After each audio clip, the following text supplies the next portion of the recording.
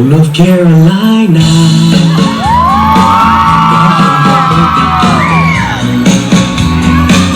Có đi xem đâu lần đây, số sông hơi cha cha của bà. Oh, North Carolina. Come on, North Carolina.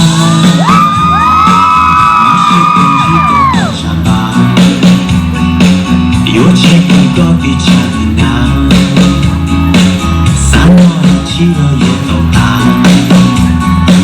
Oh, Carolina, lui ti è dentro un tuo sia, mi cambia conosci, hai con te e tu.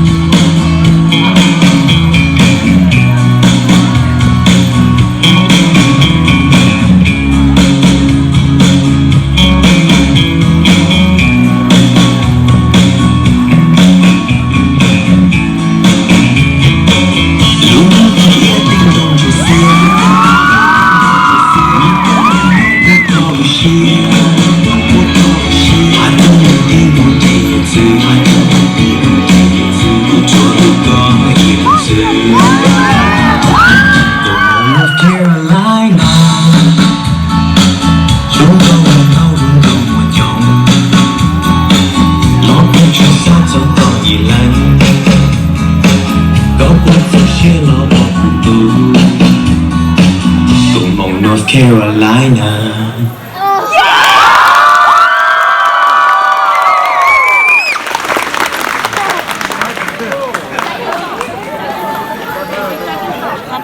Yeah, Portugal, let's shout out. Okay, they know this song, so I can hear you.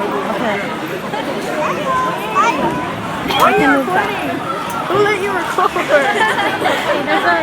You're missing one.